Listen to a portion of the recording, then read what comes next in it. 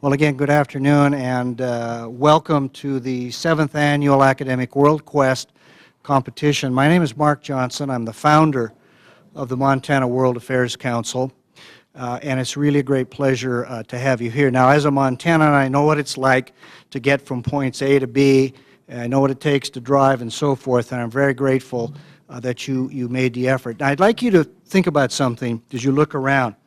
When we started this competition in 2005, total number of tables in this room, 3. All right? What we have today is 54 teams. That's a record for us, but I have to tell you, I think it's a record for any competition, Worldquest competition in any state, the number of people we have here today. It's truly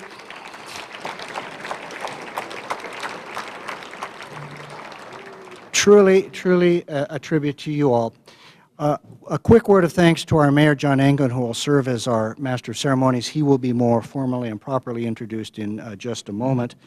Now, I know many of you are uncertain about what will happen this evening. We thought of the Worldquest competition as a fun way to learn about global issues, about international issues. Oh, by the way, we'll serve pizza at the intermission, okay? So.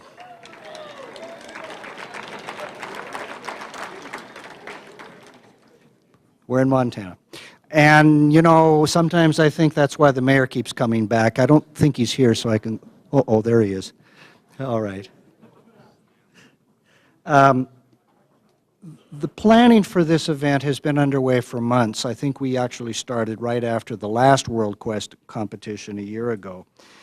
And I'd like to thank our magnificent Executive Director, Aubrey Lyons, for all the work she has done. Truly inspirational.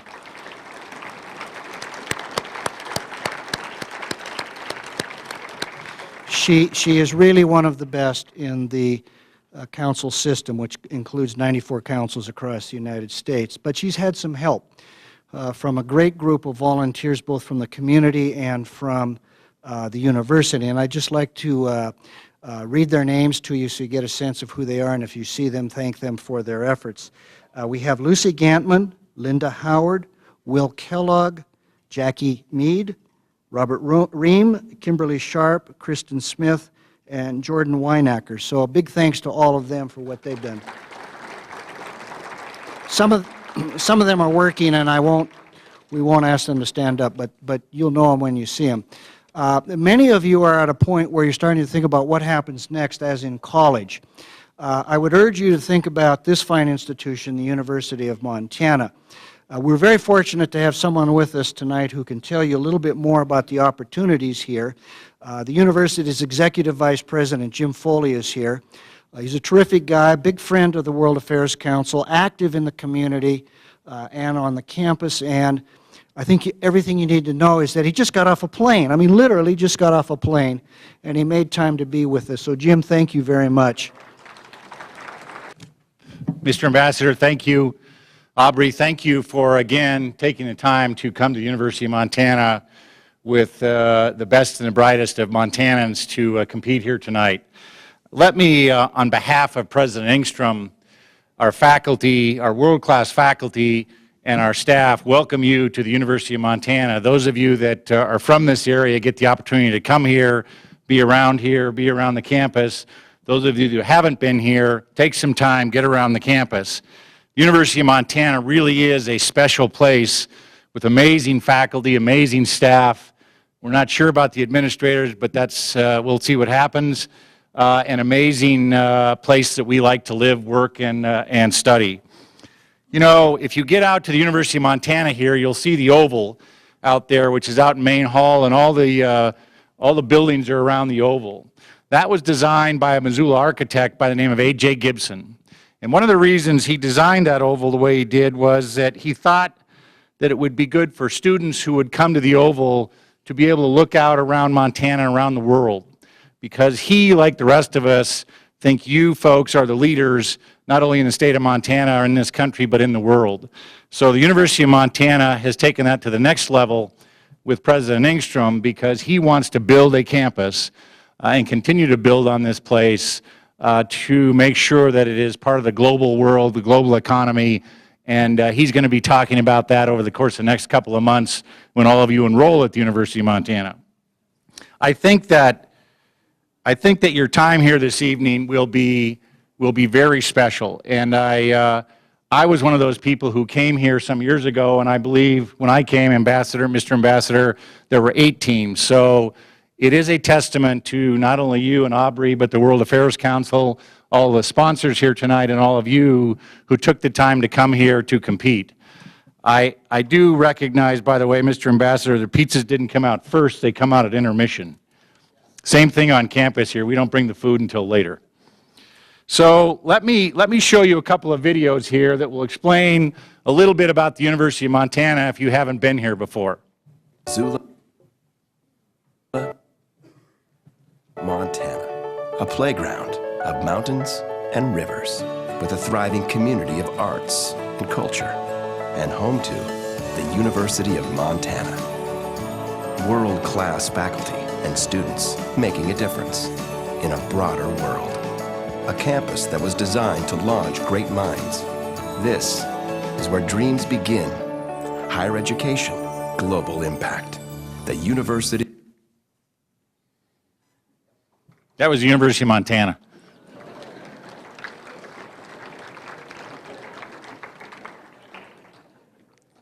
Go. In the midst of the rattlesnake wilderness, the Hellgate Trading Post was forged in what is now Missoula, Montana.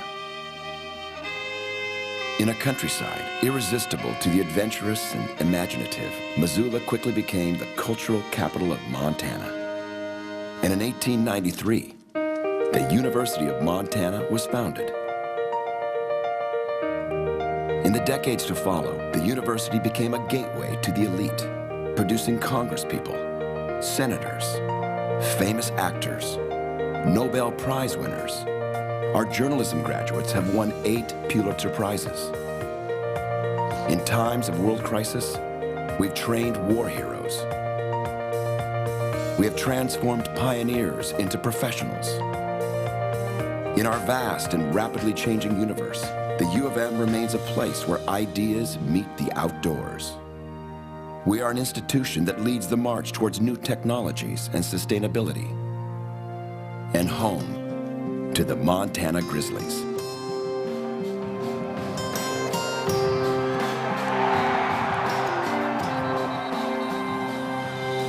Friendly people, world-class faculty, and a campus that Rolling Stone magazine called the most scenic in America. Higher education and global impact.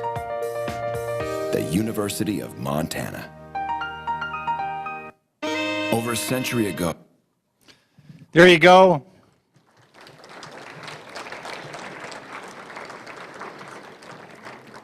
Enjoy your time here this evening, and just remember you really are the leaders of the 21st century, not only in this state, but in this country and in the world. Mayor Engen, thanks for emceeing and being a mentor again, and to all the faculty and parents out there, thank you for being at the University of Montana, and go Grizz.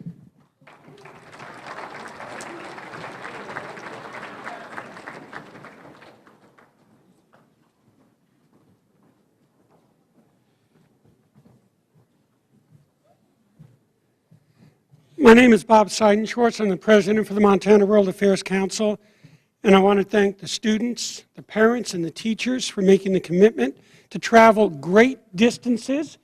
Do we know who has traveled the furthest? What team? Billings. So Mark, Ambassador Johnson, and I were present at the first competition 6 years ago when we had 3 teams. And now we're up to 54 teams, so it's been an amazing ride to watch this happen. Just a few quick words before I introduce Mayor Engen. As the world as you know it today, I will say this unequivocally, will change radically over the next 20 to 30 years. What you recognize will be unrecognizable, and not to the bad necessarily, but to the good. Your commitment to being here, to your education, and to never be satisfied with just the ordinary will give you and present opportunities to the people in this room today going forward.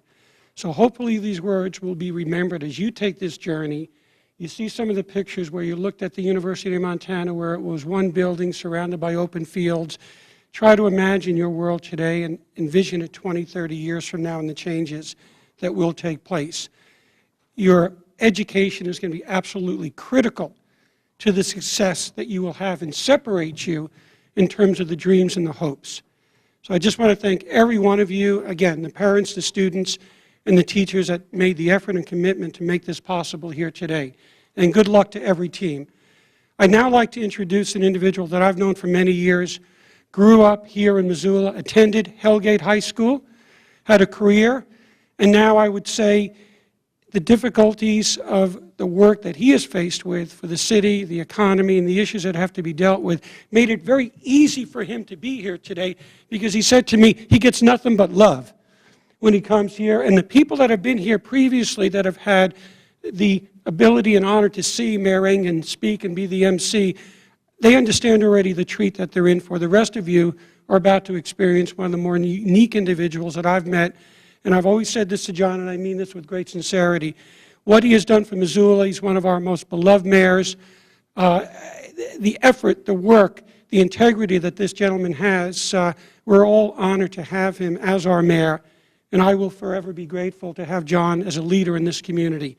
John, Mayor Engen.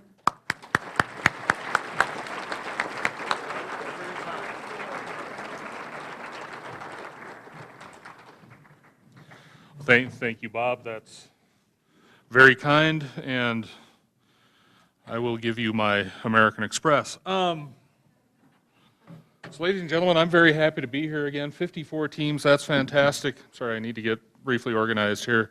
So I was actually once your age.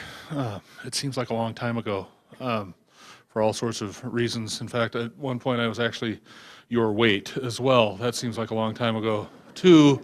And I know the pressure that you're under. I know that you want to compete to win, and I know that some of the questions before you this evening may be a little bit daunting, so I am going to give you a hint. 50% of the answers this evening are Egypt. I just don't know which 50%. So when in doubt, go with Egypt. If you just used Egypt, my technique would be go with something like Gaddafi. Beyond that, I get out of my depth. So with that, ladies and gentlemen, you all know the rules, right? I ask questions, you do a thing, I ask another question. Yeah, you're all good with that? All right. Here's how we play. There are 10 rounds, ladies and gentlemen, of 10 questions each. By my math, that's somewhere on the order of 93, 94 questions. You put your team name and your team member names on the cover of the answer sheet. Your teams will have 30 seconds to answer each question after it's been read. Completely shade over your answer. Do not circle. Do not X out. There's no penalty for guessing, so answer every question. And again, Egypt. Should you need anything during the competition, please raise your hand, and we will endeavor to do our best. No cell phones or other electronic devices permitted, regardless of that chip in your head that may be currently connected to Google and the cloud. Use of these will result in automatic disqualification for the entire team. The order, rounds 1 through 5, here we go, dinner break, rounds 6 through 10, pizza, right? Team captains will be responsible for turning in answer sheets, evaluations, and all grading decisions, ladies and gentlemen, are final. With that, the PowerPoint segues to the next slide. Thank you very much. Round of applause for our ACE technical team over on the side of the hall.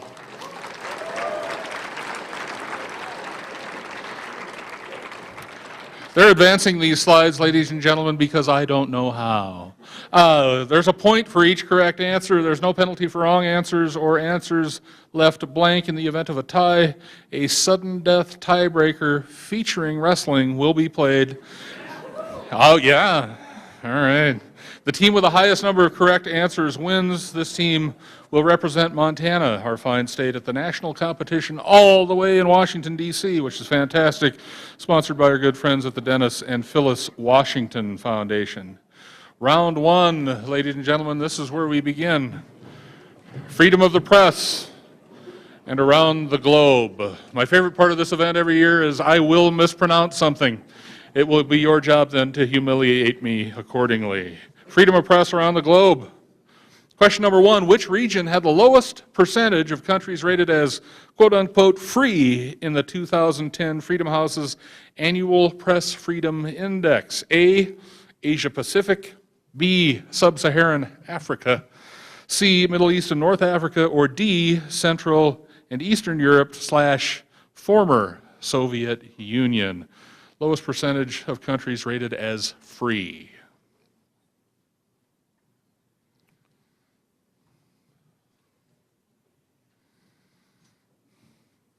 Oh, and there's no... Question number two, folks. In a form of citizen journalism, the death of Neda Aga Sultan was captured on video and spread across the internet as the government cracked down on post-election protests in which country? Sudan, Somalia, Iraq, or Iran?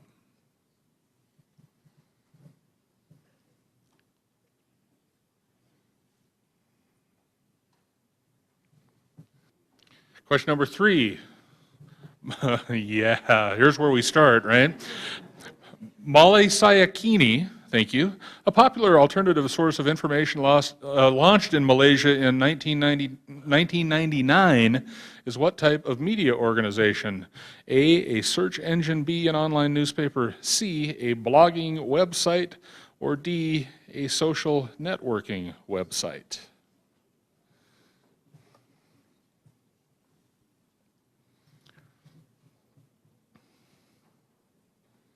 Question number four, the Freedom House's annual Press Freedom Index rates countries as free, partly free, or not free based on numerical scoring. In 2009, which of the following countries improved their rating from partly free to free? A, Israel, B, Zimbabwe, C, Bangladesh, or D, Indonesia? Partly free to free.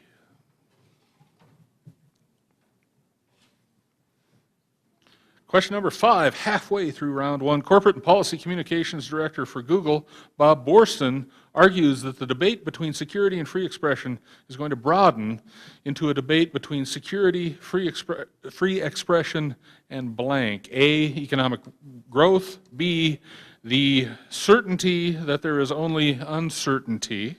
C, who controls diplomacy. Or D, surveillance.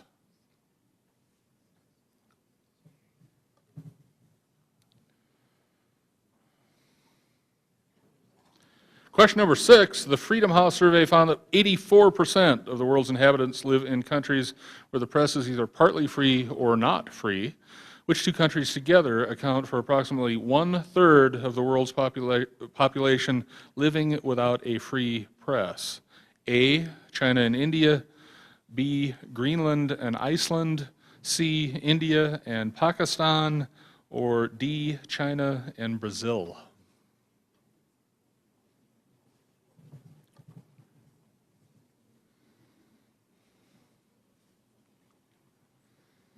Question number seven, in Liberation Technology, Larry Diamond reports that blank has withdrawn from China in protest of censorship.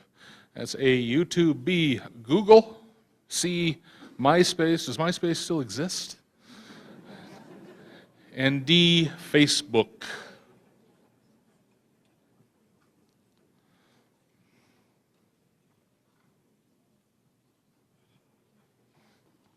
Question number eight, bordered by China, Kazakhstan, and Russia, this country is labeled partly free, unlike its not free neighbors.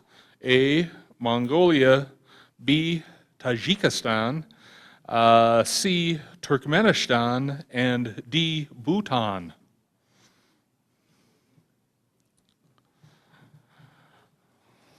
MySpace was easier to pronounce.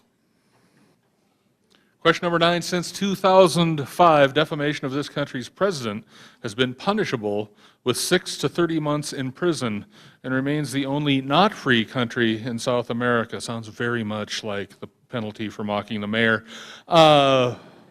Which country is this? A, Colombia, B, Venezuela, C, Bolivia, or D, Uruguay?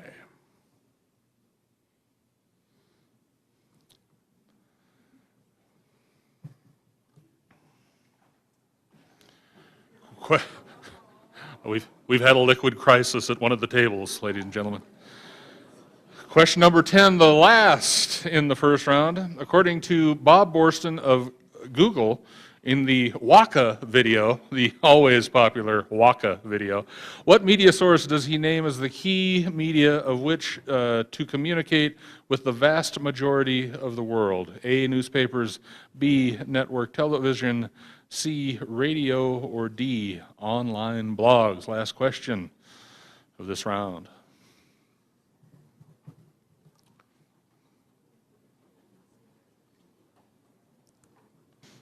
Round 2, we made it all the way to round 2. Give yourselves a round of applause for making it through.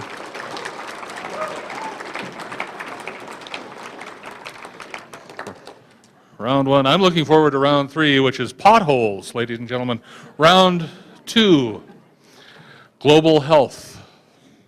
Question number 1, what is the #1 cause of death worldwide in children under the age of 5? A, AIDS, B, diarrhea, C, pneumonia, D, improper neonatal care.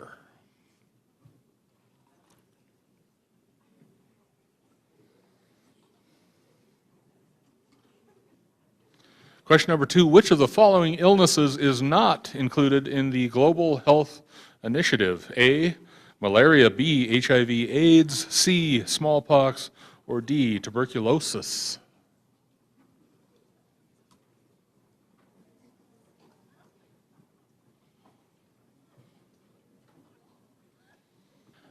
Question number 3, the Bill and Melinda Gates Foundation invests most heavily in which area? A, family planning, B, vaccines, C, malaria net distribution, or D, HIV AIDS awareness campaigns? The Bill and Melinda Gates Foundation.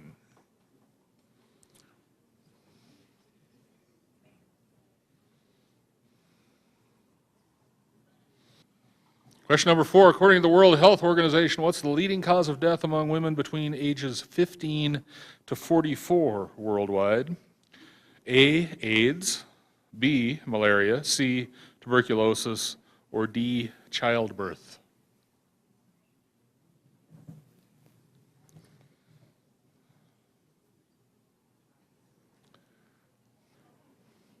Question number 5, which nation is the largest donor of funds, both in the private and public sectors, to the Global Health Program? A, Australia, B, Great Britain, C, China, or D, the United States?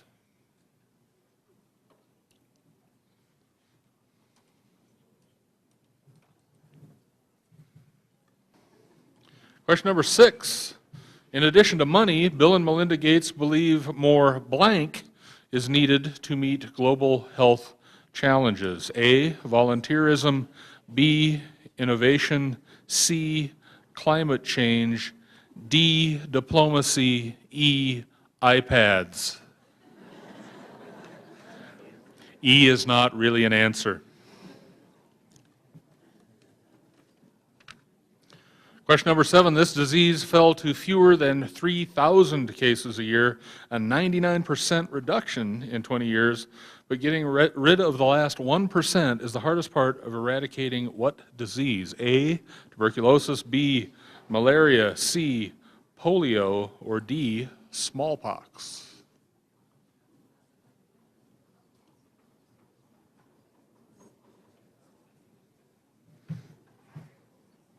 Question number 8, U.S. spending on global health initiatives is expected to blank. A, decrease by 50%, B, remain unchanged, C, increase by more than 100%, or D, use donations from foreign governments to expand services.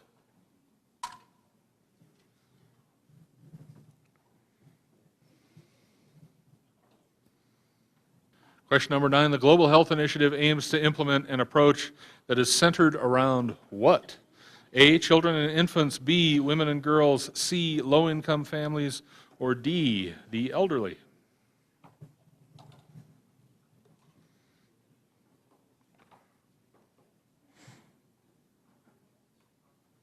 Question number 10. Lori Garrett in the Global Health Initiative video says this will keep Israel and Palestine from ever reaching an agreement. A, odds of a Palestinian child living past age 10 are exponentially lower than an Israeli child. B, cultural practices of medicine inhibit any joint technological advances. C, hospitals in Palestine are of much higher quality than Israel's.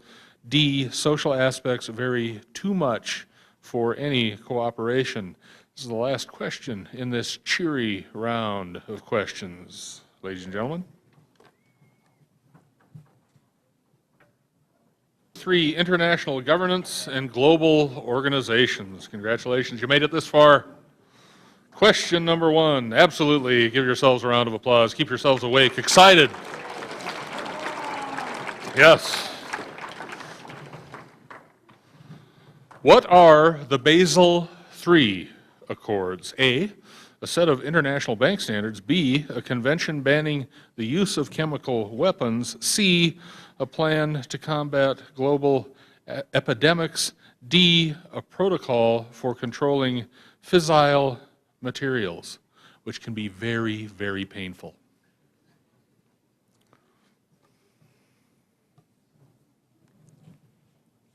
Question number 2, who is responsible for coordinating the United Nations health efforts?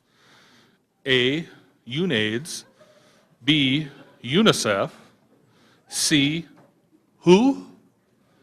D, LOL.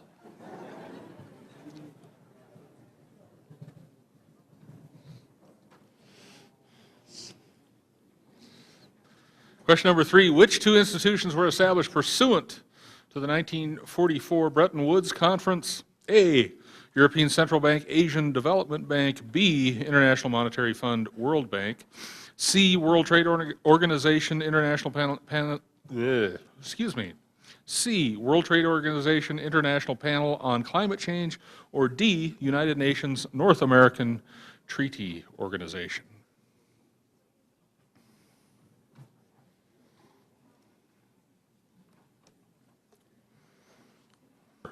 According to David Rothkopf, in the video on foreign policy, the G20 deals primarily with what issues? A, humanitarian, B, environmental, C, security, or D, economic? And if that's David, he looks like a cheery fella.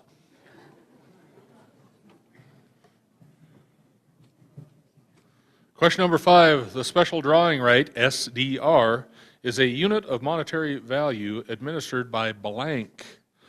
A, the IMF, B, the OMG, C, the Basel Committee, or D, the European Central Bank.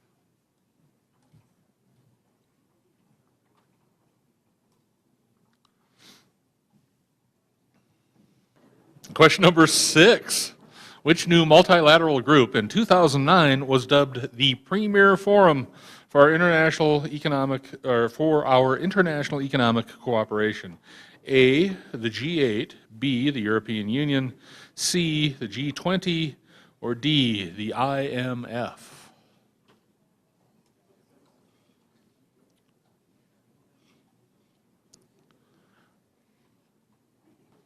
Question number 7, a major strategic challenge for the U.S. will be how to best integrate the rising powers of blank and blank into international institutions. A, Brazil and India, B, North Korea and Iran, C, Egypt and Tunisia, or D, Mexico and Singapore?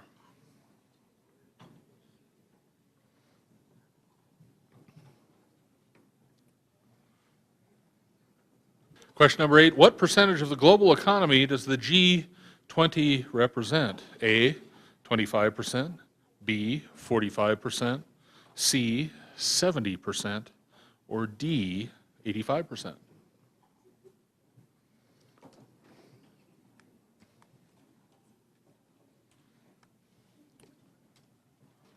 My friends from Corvallis, they don't even have to think. They have the answer immediately. It's pretty intimidating up here. Question number 9, which East Asian multilateral organization was created in order to enhance cooperation between China and neighboring nations against security threats? A, the Beijing Cooperation Organization.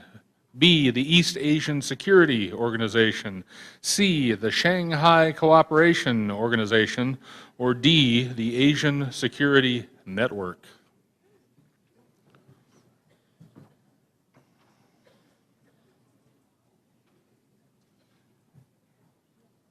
Question number 10. Corey Shake from the Waka video stated, "We have always blank the helpfulness for organizations such as the UN and NATO in managing our problems." A, misinterpreted. B, overestimated. C, disregarded. Or D, underrated. That's your last question in this round. You survived one more, ladies and gentlemen. Nice work.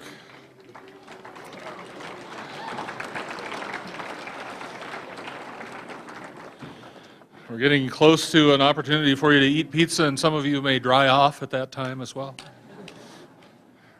Round 4, Europe.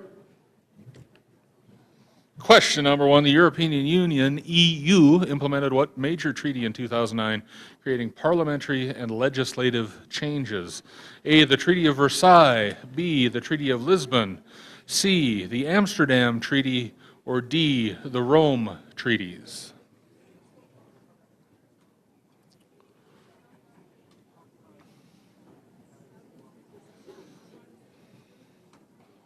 Question number 2, what is the key element stalemating military cooperation between NATO and the European Union? A, a bloc by Turkey. B, European pacifism. C, the threat of Russian retaliation. Or D, the mistrust of NATO and EU partnership.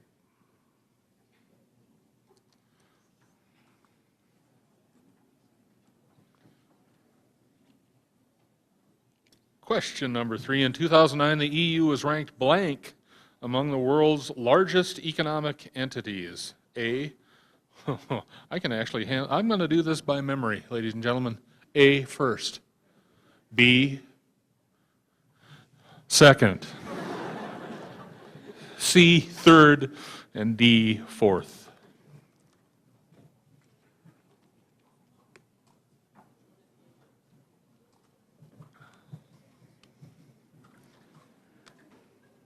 Question number 4, which of the following European Union states is not a member of NATO? A, France. B, Germany. C, Ireland. Or D, Portugal.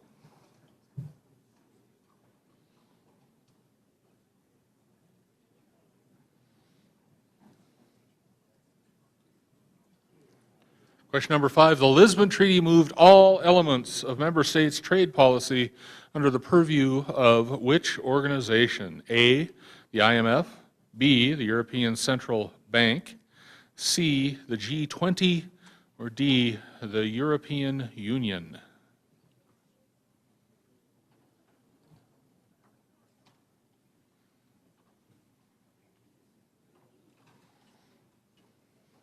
Question number 6, who is the president of the European Council? A, Tony Blair. B, Catherine Ashton Kutcher. C, Herman Van Rompuy. Or D, Benita Ferraro-Waldner.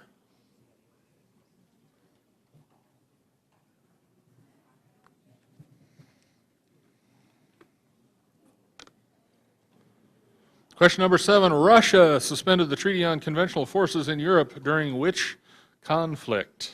A, the Russian Civil War. B, the Russo-Japanese War. C, the Russian-Georgian War. Or D, the Kosovo War.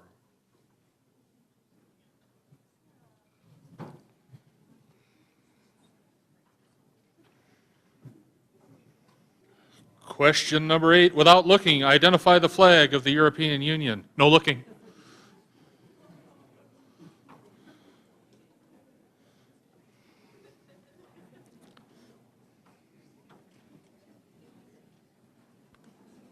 Question number 9. According to the Charter on Fundamental Rights of the European Union, no one shall be required to perform forced or compulsory blank.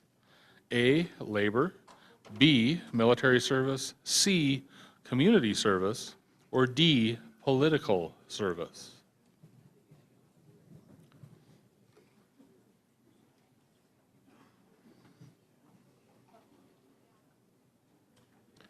Question number 10. The preamble to the Charter of Fundamental Rights of the European Union begins with, "The peoples of Europe, in creating an ever closer union among them, are resolved to share a blank."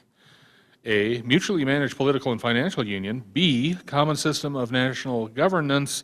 C, a more perfect union, establish justice and ensure domestic tranquility. Or D, peaceful future based on common values.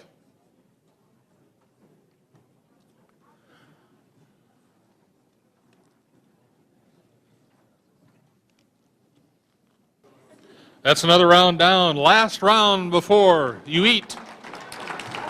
Yes.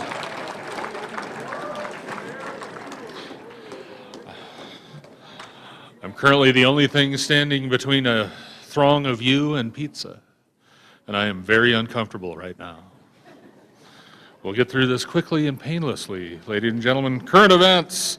Question number 1. Recently, pirates operating off the coast of blank killed 4 American hostages after being tracked by U.S. naval forces. A, India, B, Indonesia, C, Somalia, or D, Kenya.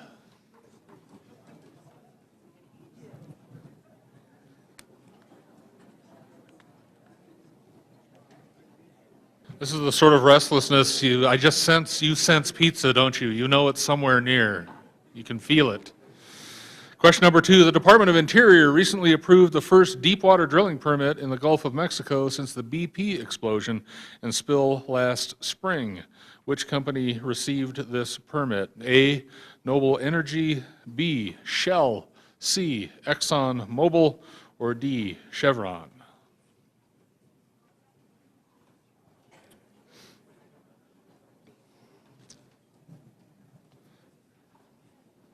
Question number 3. What opposition group is widely expected to take power in Egypt following the fall of Mubarak? A, Hamas, B, Egyptians for Democracy, C, the Muslim Brotherhood, D, Nation of Islam, or E, Lady Gaga? If only. Yeah, all right, boys. Relax.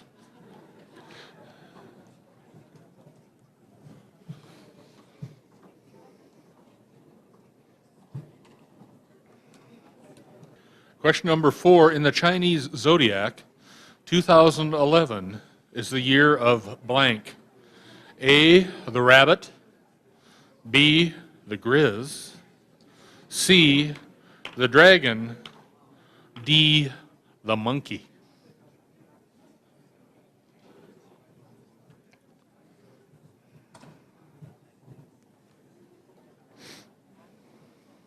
Question number 5. Rebel forces in Libya have urged Western forces to intervene in the country's unrest, specifically requesting what? A, emergency food and energy assistance, B, nuclear weapons and arms support, C, negotiation support for the release of captured rebels, or D, enforcement of a no-fly zone?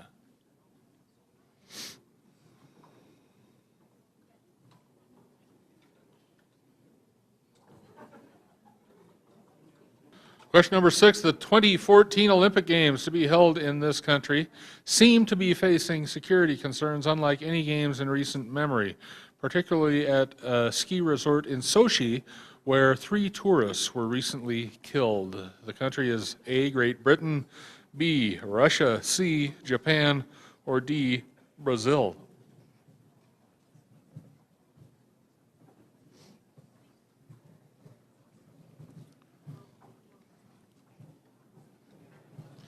Question number 7. Turbulence in the Middle East has caused a rise in the price of oil.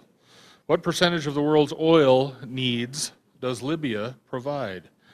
A, about 23%, B, about 7%, C, about 19%, or D, about 2%?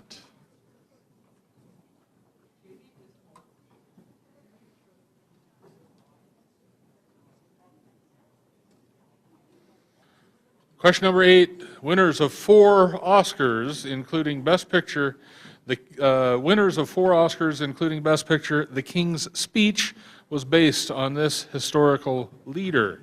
A, King Henry VIII, B, King George VI, C, Martin Luther King, or D, Louis XIV?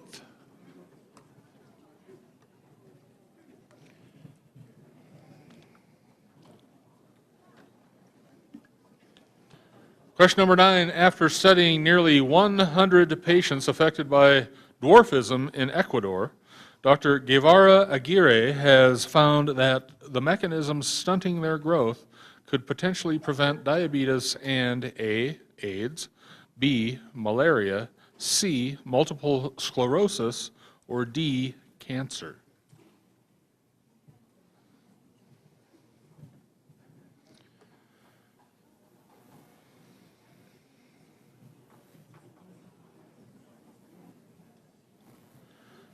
Question number 10, Watson is the computer that defeated humans on Jeopardy. Who is Watson's creator? A, Microsoft, B, Apple, C, IBM, or D, Google? Boom, boom, boom, boom, boom, boom, boom. Boom, boom, boom, boom, boom. Boom, boom, boom, boom, boom. Round 6 is the next round, but we're going to take a brief intermission. Before you go anywhere, though, you need to listen to Audrey. Aubrey's got news for you. It's important. Congratulations, you're halfway done. How about a round of applause for Missoula's own Mayor John Egan? He's got to stand. Our representatives in Washington wanted to be here tonight, and they had some excuses about budgets and health care and Libya, and they were quite busy, but they did send along some messages that we wanted to share with you. So if you have a seat for just a few more moments, we'd like to share those with you.